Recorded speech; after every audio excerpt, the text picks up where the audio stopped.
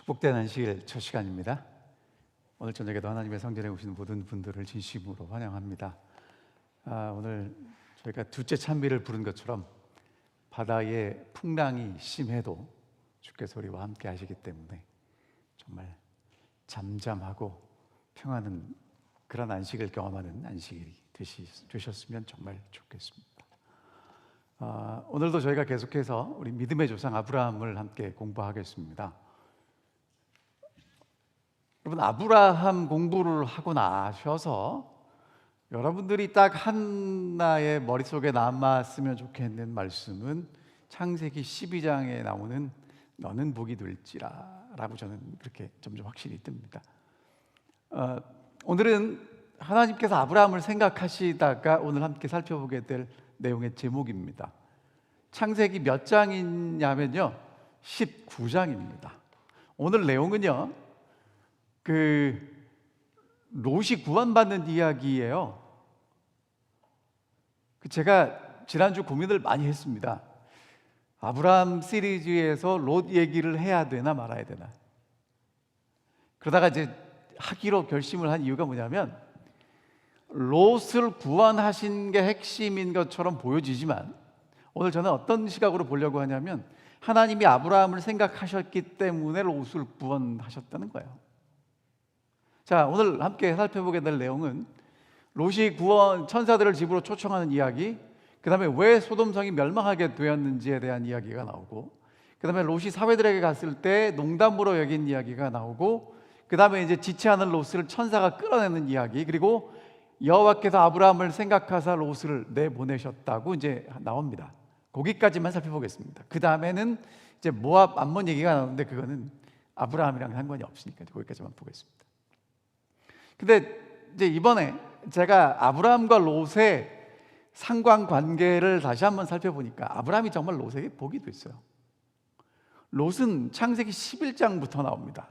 갈대아 우르에서 아브라함이 떠났다고 성경은 얘기하지 않고 데라가 아브라함, 나홀, 그 다음에 하란 그 아들들을 데리고 떠났는데 그때 누구도 떠나냐면 하란의 아들 롯도 함께 떠납니다.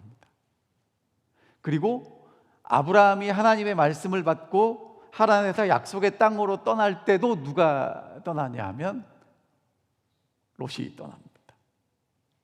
아브라함이 애굽에 내려갈 때도 누가 같이 가냐면 롯이 같이 갑니다.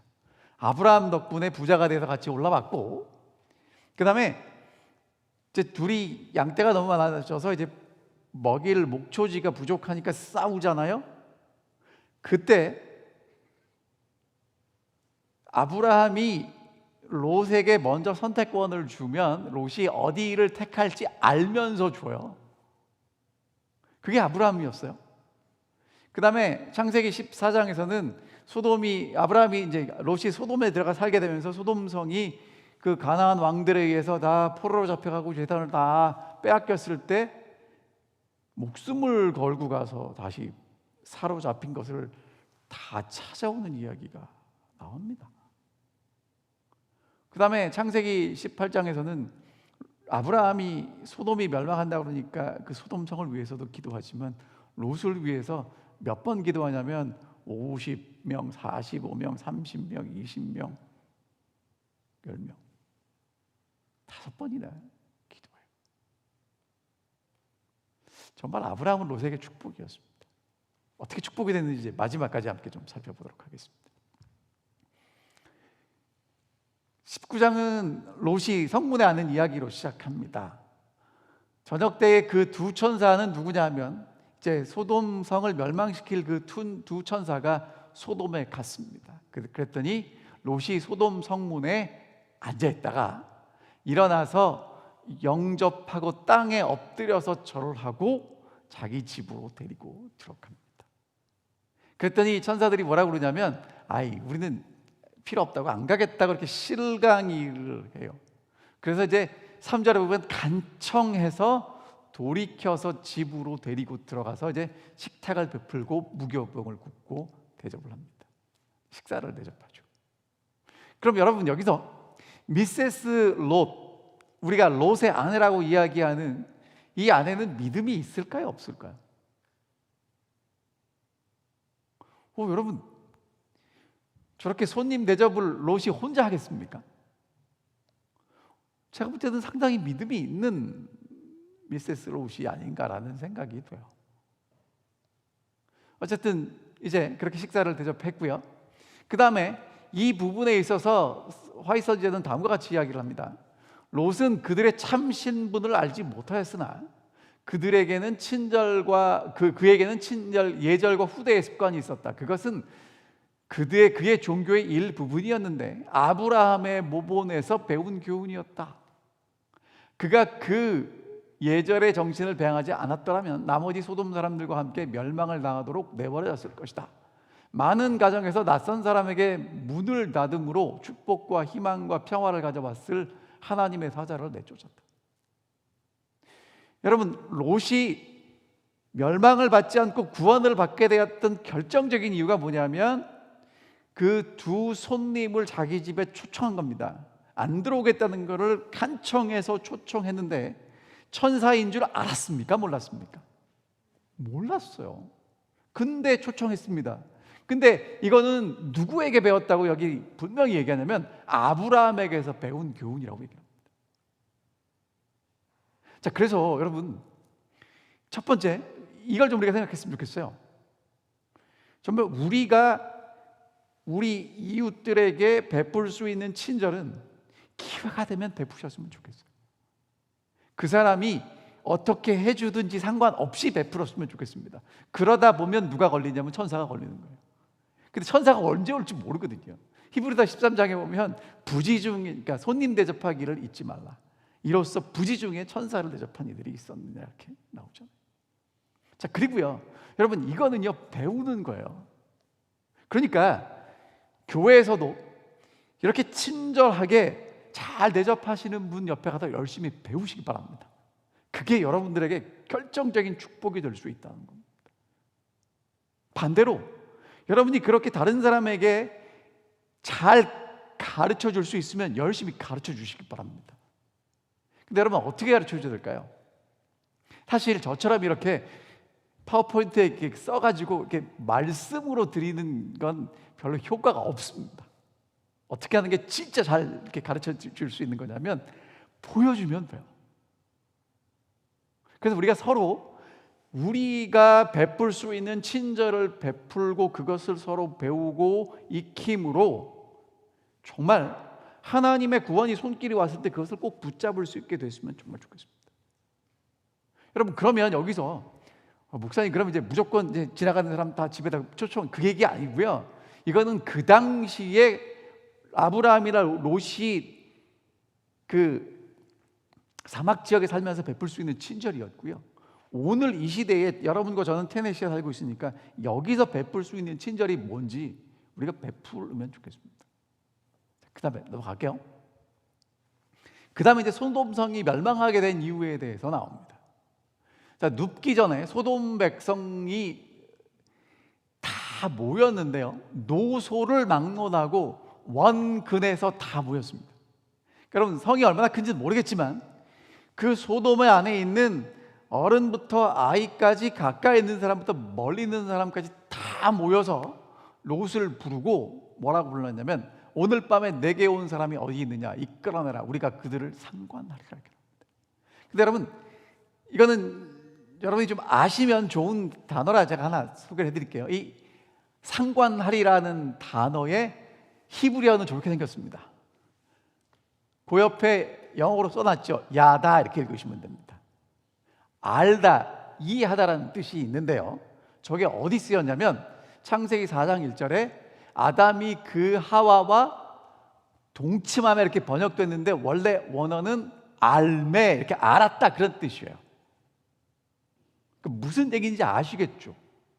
자, 그래서 여러분, 우리가 일반적으로 알고 있기에 그 동성애를 영어로 호모섹스라고 그러는데 특별히 남성 동성애를 뭐라고 그러냐면 소도미라고 부른답니다.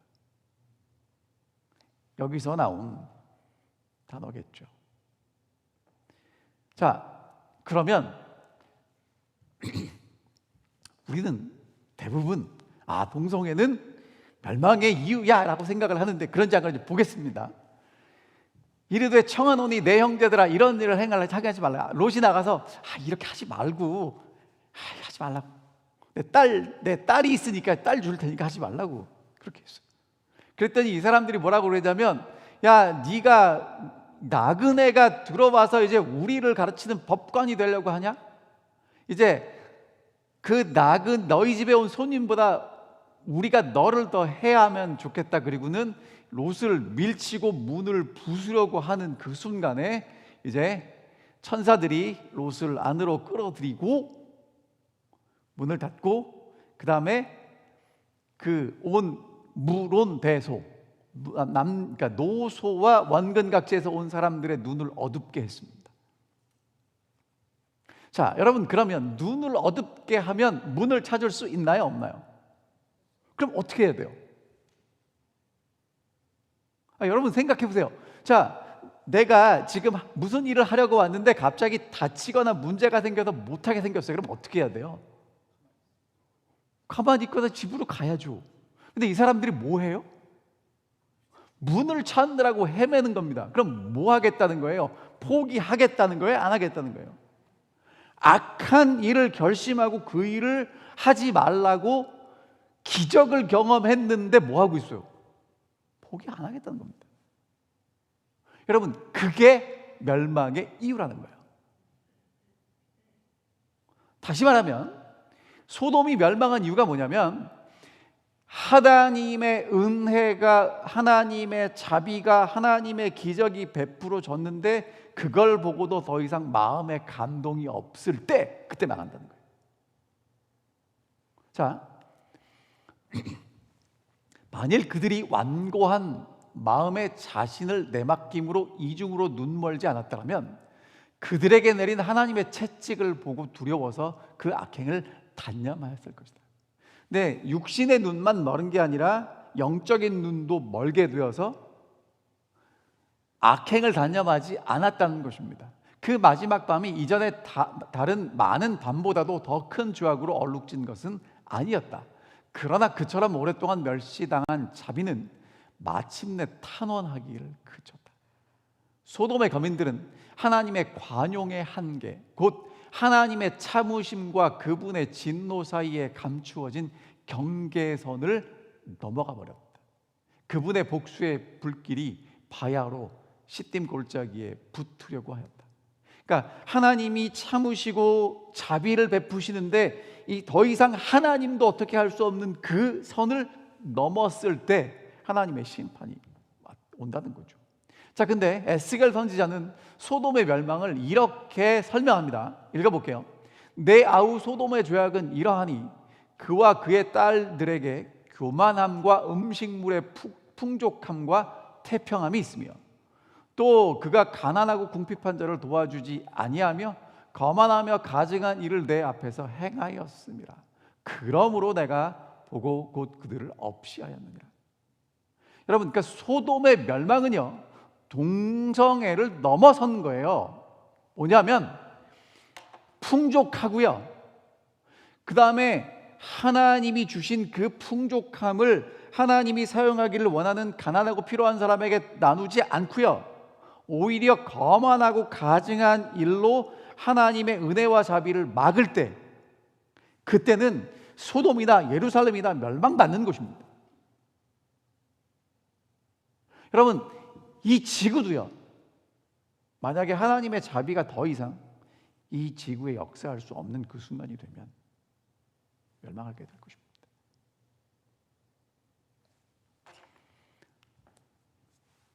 창세기 6장에 보면 홍수 때 하나님의 홍수를 내릴 수밖에 없었던 이유를 사람의 죄악이 세상에 가득하고 그 마음으로 생각하는 모든 계획이 항상 악했기 때문이다라고 얘기하고 있어요. 소돔에는 환락과 주연, 연회와 술 취함이 있었다. 가장 비열하고 가장 야수적인 정욕들이 제어되지 않았다. 백성들은 공공연히 하나님과 그분의 율법을 무시하였으며 포악한 행위를 즐겼다. 그들 앞에는 홍수전 세상의 신뢰도 있었고 하나님의 진노로 그들이 멸망당한 것도 알고 있었으면서도 그들은 동일한 악의 길을 따랐다.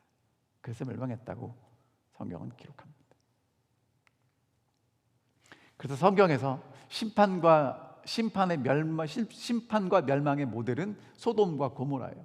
신명기, 예레미야, 이사야, 마태, 베드로까지 계속해서 이렇게 하면 멸망한다라고 그 예를 드는 게 다 소돔과 고모라입니다.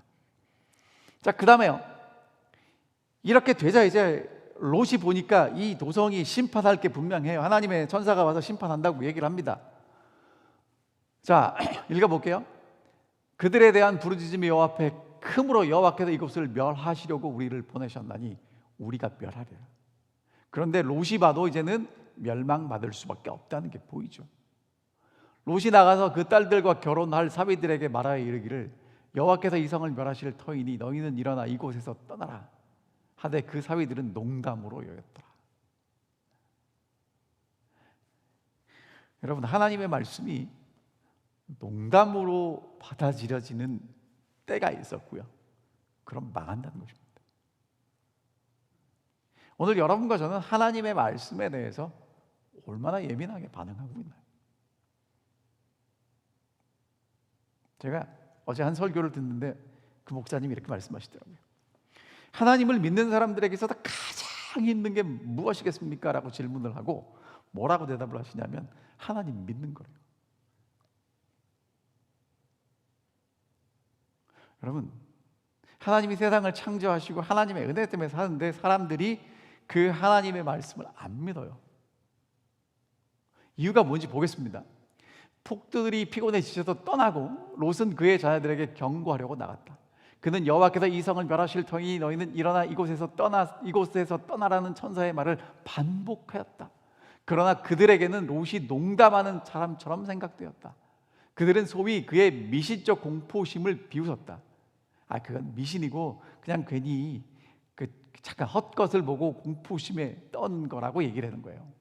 그의 딸들은 그들의 남편들의 가마를 받았다. 그들이 사는 곳에서 매우 부유하였다. 그들은 위험에 대한 아무 증거도 볼 수 없었다. 모든 것은 전과 조금도 다름이 없었다.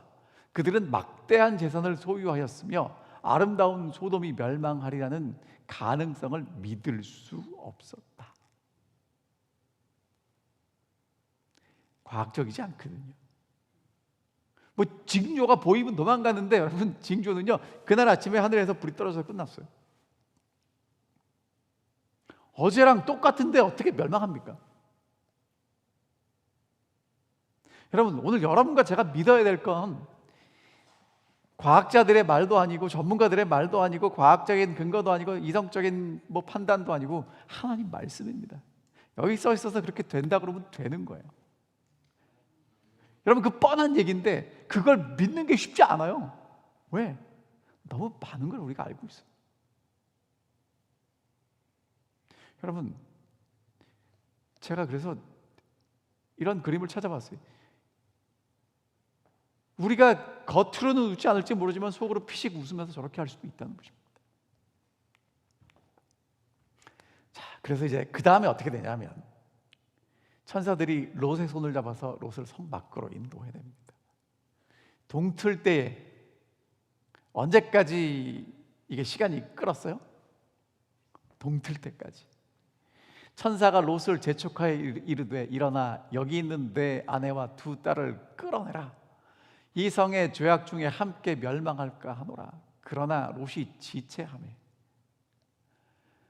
그 사람들이 롯의 손과 그 아내의 손과 그 두 딸의 손을 잡아 인도하여 성 밖에 두니 여호와께서 그에게 자비를 더하시옵니다더라.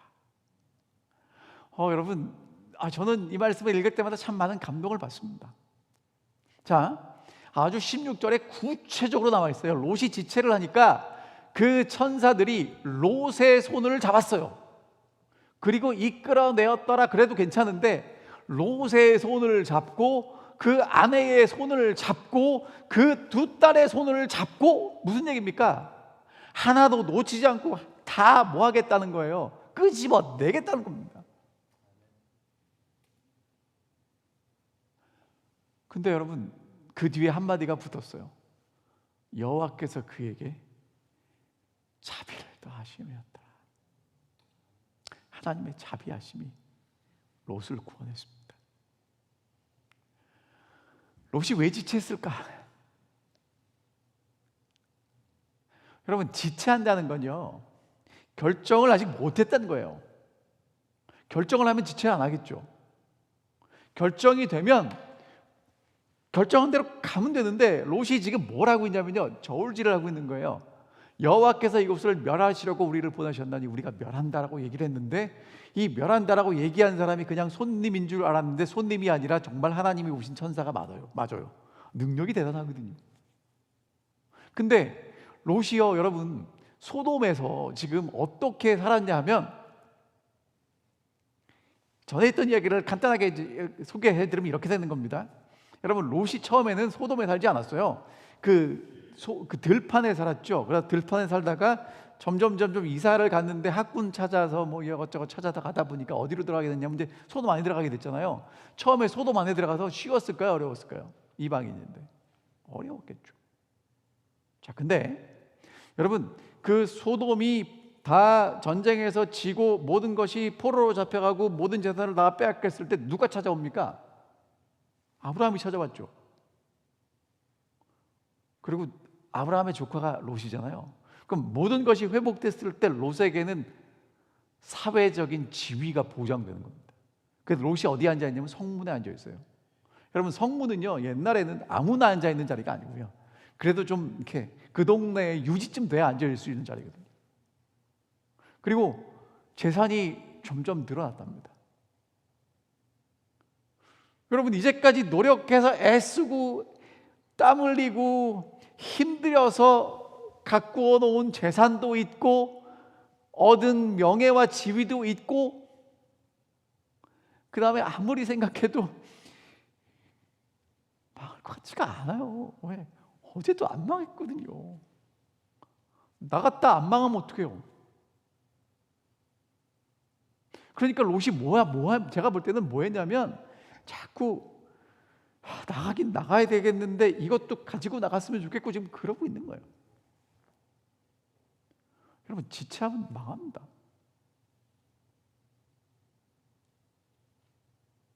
오늘 이 저녁에 여러분 잘 오셨어요. 집에서 갈까 말까 망설이지 않으시고 오신 거 잘하신 겁니다. 그리고 지금 이 시간에 우리 온라인을 통해서 예배에 함께 참여하시는 분들은 정말 잘하시는 겁니다. 왜? 할까 말까 망설이다 보면요, 여러분, 어떻게 되냐면 했으면 후회라도 없죠. 안 했으면 나중에 그 안 한 후회까지 남아서 더 힘들어요. 하셔야 돼요. 특별히 영적인 일, 하나님에 관련된 일, 우리의 영생에 관련된 일은요, 여러분, 지체하시면 안 돼요. 기도 언제 하셔야 돼요? 지금 하셔야 돼요. 지금 할 수 있을 때 하셔야 돼요. 말씀 언제 보셔야 돼요, 여러분? 지금 보셔야 돼요. 그리고 여러분, 말씀을 읽으실 때 어떻게 읽으셔야 되냐면 자세히 읽으셔야 돼요. 이제 빨리 갈게요. 그러나 롯은 지체하였다. 비록 강포한 행위들을 보고 날마다 근심하였으나 그는 이 비루한 도시에서 행해지는 저열하고 혐오스러운 죄악의 참 개념을 알지 못하였다. 여러분, 이게 무슨 얘기냐면요, 롯이 봐도 참 이게 아닌데라고 생각했는데 그게 정말 무슨 얘기를 하는지를 잘 못 알았다는 거예요. 그는 죄를 저지하여야 할 하나님의 심판의 긴급한 필요성을 느끼지 못하였다. 그의 몇 자녀들은 소돔에 밀착되어 있었으며 아내는 그들을 두고 떠나기를 거절하였다. 그가 세상에서 가장 사랑하는 자들을 두고 떠난다는 생각은 그에게 견딜 수 없는 것처럼 보였다. 호화스러운 집과 한평생의 노력으로 얻은 모든 재물을 버리고 빈털터리의 방랑자로 떠난다는 것은 어려운 일이었다. 슬픔으로 넋을 잃은 그는 떠나기 싫은 생각으로 머뭇거렸다. 정말 여러분과 제가 이 세상에 미련을 점점 없애고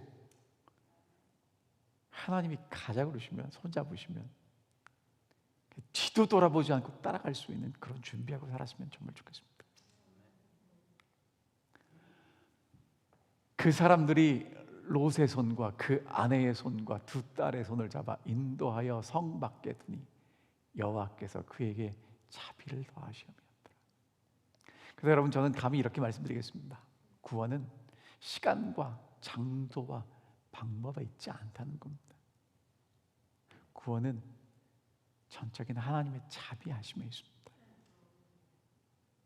여러분과 제가 정말 우리의 구원을 위해서 어떻게 하나님의 자비하심과 긍휼하심과 하나님의 용서하심을 더 많이 경험하고 내 것으로 만들 수 있을지, 거기에 더 많은 초점을, 더 많은 중심을 두게 되기를 간절히 바랍니다.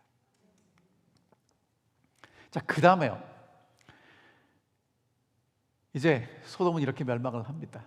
여호와께서 하늘 곧 여호와께로부터 유황과 불을 소돔과 고모라의 피같이 내리사 그 성들과 온 들과 성에 거주하는 모든 백성과 땅에 난 것을 다 엎어 멸하셨더라. 소돔의 멸망이고요. 이게 베드로 후서에는 앞으로 죄악 세상을 향한 하나님의 또 다른 심판의 모델입니다. 평원의 도시를 삼킨 화염은 우리 시대에 이르기까지 경고의 빛을 비추었다. 우리는 하나님의 긍휼하심이 범죄자를 오래 참으시나 그 반면에 사람들이 그 이상의 죄의 길로 가서는 안 되는 한계선이 있다는 무섭고도 엄숙한 교훈을 배운다. 그 한계선에 이를 때에는 긍휼을 베푸는 일은 끝나고 심판하는 일이 시작된다.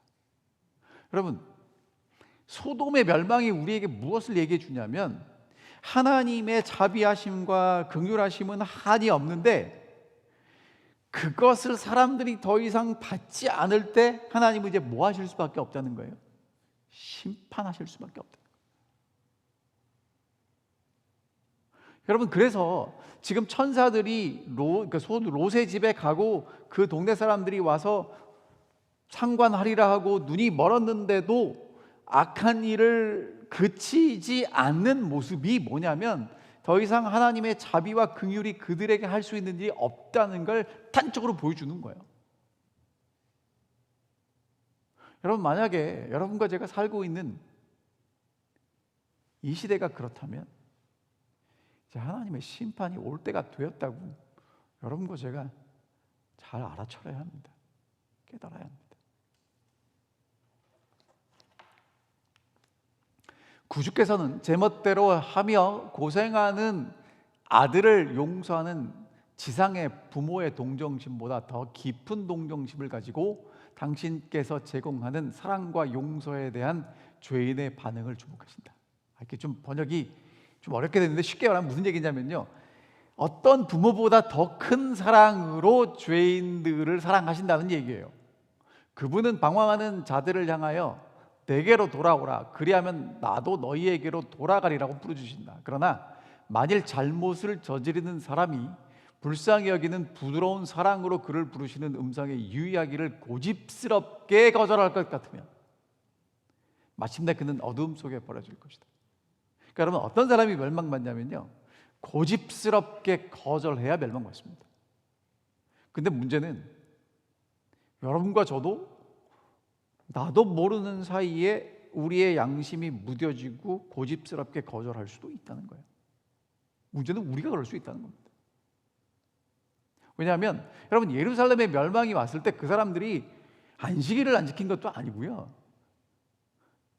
성전에 가서 제사를 안 드린 것도 아니에요, 절기를 안 지킨 것도 아니에요. 문제가 뭐냐 하면, 하나님이 율법에다 가르쳐 주신 그 정신이 무엇인지에 대한 관심이 전혀 없었던 거예요. 그냥 글자만 잘 지켰어요.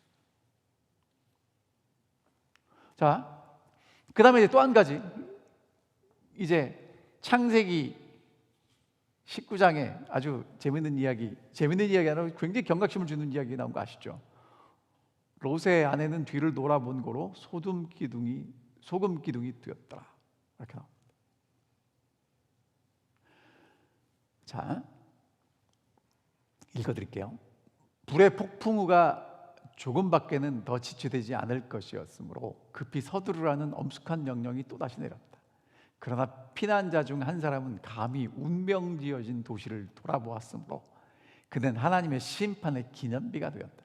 만일 롯 자신이 주저하지 않고 천사들의 경고를 순종하여 간청이나 항의의 말 한마디도 없이 부지런히 산으로 도망하였더라면 그의 아내도 무사히 피난하였을 것이요 그의 모분의 가모력은 그 여자의 운명을 결정지은 죄에서 그녀를 구원해내었을 것이다.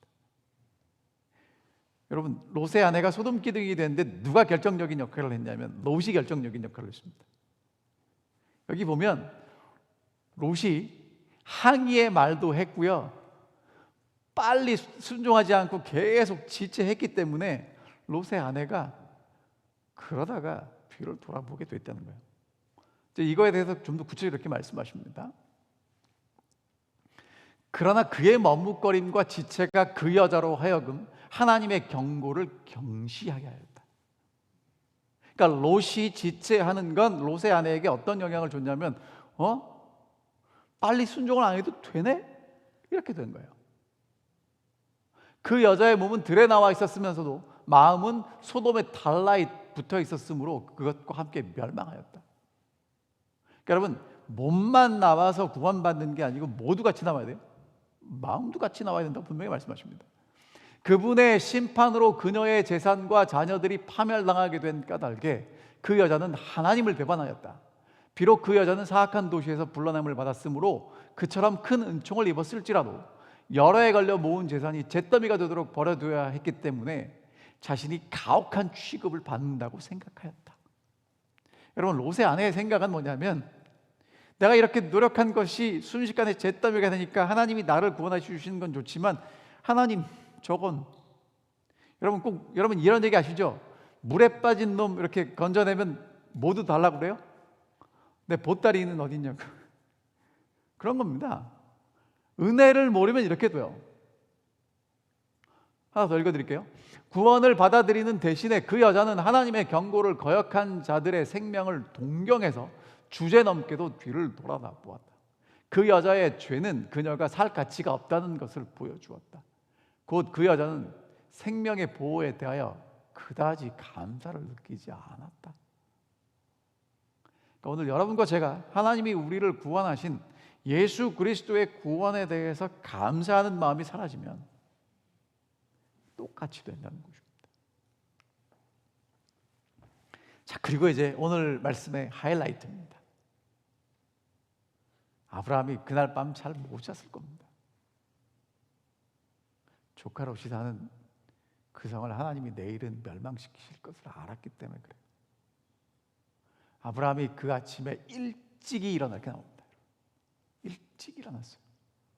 그리고 어제 여호와와 함께 서 있던 그곳에 갔어요. 소돔과 고모라와 그 온 지역을 향하여 눈을 들어 연기가 옹기가마의 연기처럼 치솟음을 보았더라. 하나님과 같이 서서 기도했던 그 장소에 아침에 일찍 올라갔더니 사랑하는 롯이 사는 그 소돔과 고모라 지역을 보니까 거기서 뭐가 올라오고 있어요? 연기가 올라오는데 옹기가마, 여러분 그 항아리 굽는 데서 이렇게 불 계속 뜨니까 연기 올라오는 그 연기가 쫙 치솟아오르는 게 보였다는 것입니다. 아브라함은 참 속상했겠죠. 그렇게 열심히 기도했는데. 근데 여러분, 이제 그 다음 말씀이 오늘 여러분과 제가 주목해야 될 말씀입니다. 하나님이 그 지역의 성을 멸하실 때, 곧 롯이 거주하는 성을 엎으실 때 하나님이 아브라함을 생각하사 롯을 그 엎으시는 중에서 내보내셨더라. 하나님이 누구 때문에 롯을 구원하셨어요? 아브라함 때문에. 아브라함이 뭐 했어요? 기도했거든요.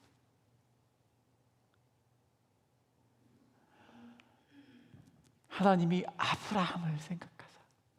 여러분, 천사가 롯의 손을 붙잡고 롯의 아내의 손을 붙잡고 딸들의 손을 붙잡고 자비를 더하신 그 이유가 뭐라고요? 아브라함을 생각하사라는 것입니다. 멸망하는 영혼에 대한 사랑이 아브라함의 기도에 힘을 불어 넣었다. 그는 저 부패한 도시의 죄는 미워하였으나 죄인들은 구원 얻게 되기를 원하였다. 소돔을 위한 그의 깊은 관심은 회개하지 않는 자들을 위하여 우리가 느껴야 할 걱정을 나타낸다. 그리고 계속해서 뭐라고 말씀하시냐면 그 아브라함의 기도의 마음은 예수 그리스도의 마음이다라고 그렇게 써 있습니다.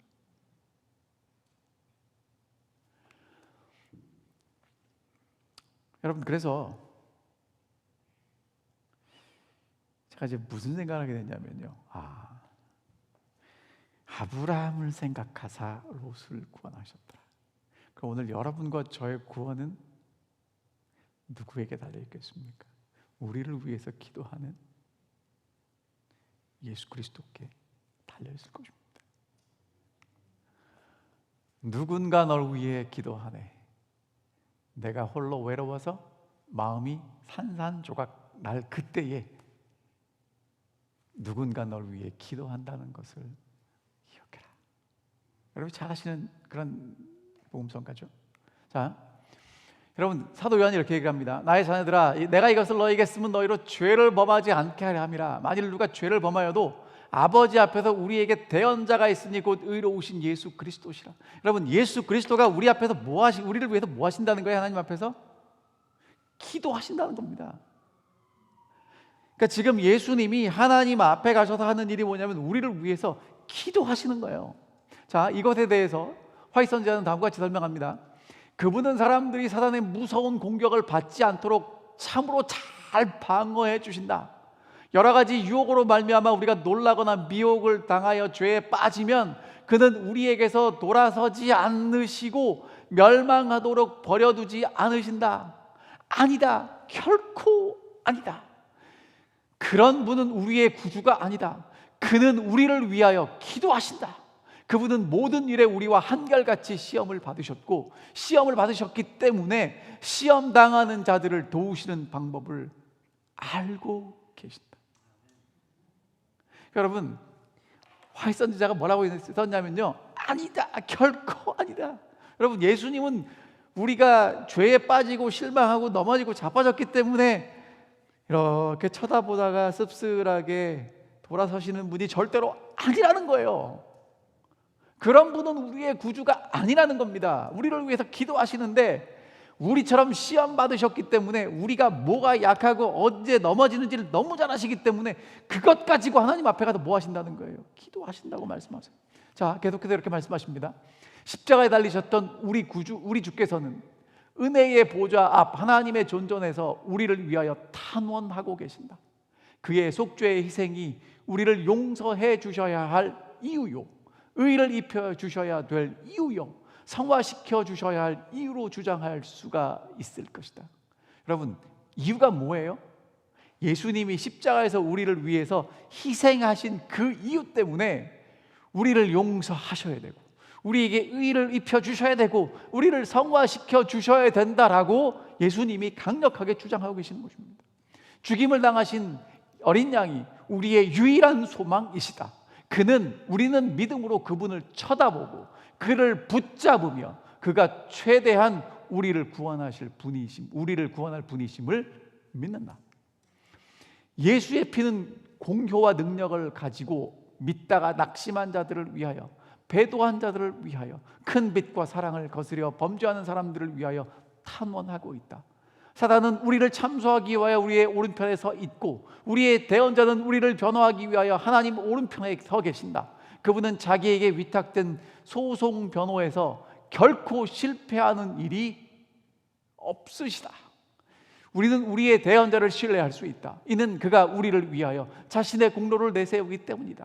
큰 배도자 앞과 법정에서 그분의 드리시는 기도를 들어라. 우리를 위하여 드리시는 그분의 기도를 들어보라. 이는 그분이 우리를 기억하고 계시기 때문이다. 하나 더요. 그분은 가장 비천하고 가장 많은 압제와 고통 중에 있는 사람들을 위하여 중보하고 계시며 가장 시련을 많이 당하고 가장 유혹을 많이 받는 자들을 위하여 중보하고 계신다. 그는 손을 높이 들고 내가 나의 손바닥에 저들을 새기었나이다 라고 호소하신다. 하나님은 그의 아들의 호소를 사랑으로 들으시고 응답하신다.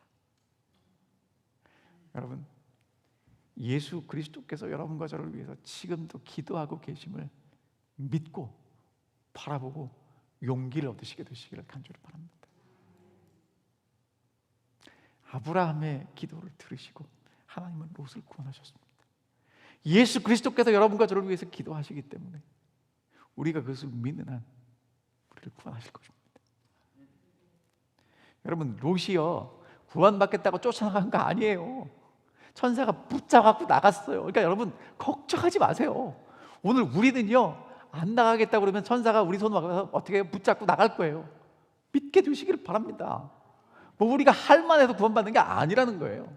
자, 그 다음에 여러분과 제가 할 게 뭐냐면 서로 위해서 기도하는 것입니다.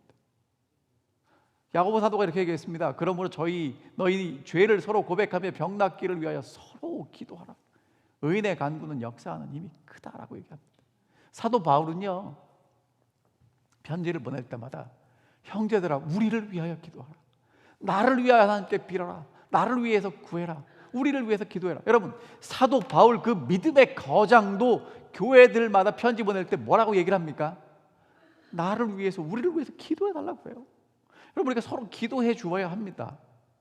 여러분, 이게 왜 필요하냐면 그런 우리의 기도가, 여러분, 아브라함이 롯을 위해서 기도했던 그 기도가 하나님이 롯을 구원하도록 하시는 결정적인 이유였단 말이에요. 여러분, 기도해야 됩니다, 우리가. 자, 화이트 선생님이 이렇게 말씀하셨어요.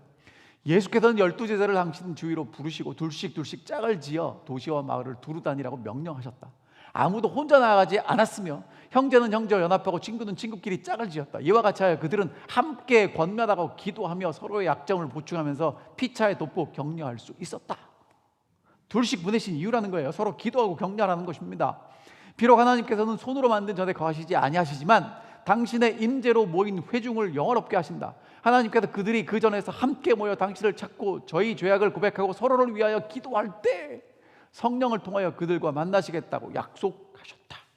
자, 그 다음에요, 두로에서 보낸, 여러분, 이게 사도 바울이 이제 마지막 예루살렘 여행할 때 두로에서 에베소 장로들을 보내다가 이제 함께 기도한 겁니다. 두로에서 보낸 그 일주일 끝에 모든 형제들이 그들의 처자들과 함께 바울을 전송하러 배까지 왔고, 그가 배에 오르기 전에 그들은 바닷가에서 무릎을 꿇고 바울은 그들을 위하여, 그들은 바울을 위하여 서로 기도하였다. 여러분, 함께 만나지 못하지만 우리가 서로 기도할 수 있습니다. 특별히 지금 40일 기도하고 계시죠? 여러분, 서로를 위해서 정말 기도해 주시기를 정말 다시 한번 호소합니다. 여러분, 창세기 19장은 아브라함을 하나님이 생각하는 사람이라고 얘기했습니다. 하나님이 염두에 두는 사람입니다. 그러니까 사실은요 19장의 이야기를 저는 어떻게 읽게 되냐면 롯이 구원받은 이야기가 아니라 하나님이 아브라함을 생각하시기 때문에 그 얘기가 진행됐다고 그렇게 이해가 됐어요. 그럼 여러분, 하나님이 생각하는 사람은 어떤 사람인가? 손해본 것 알고도 선하게 대하는 사람입니다. 목숨 걸고 다른 사람 생명 구하는 사람입니다. 구원을 위해서 간절히 기도하는 사람입니다. 하나님 앞에서 다른 사람에게 복이 되는 사람이죠. 이게 아브라함입니다. 하나님은 아브라함을 너는 복이다 그렇게 말씀하셨어요. 사랑하는 칼지대교회 성도 여러분, 정말 이 시대에 하나님의 축복이 되는, 하나님의 복의 통로가 되는 모든 성도들이 되시기를 바라면서 오늘 말씀을 줄이겠습니다.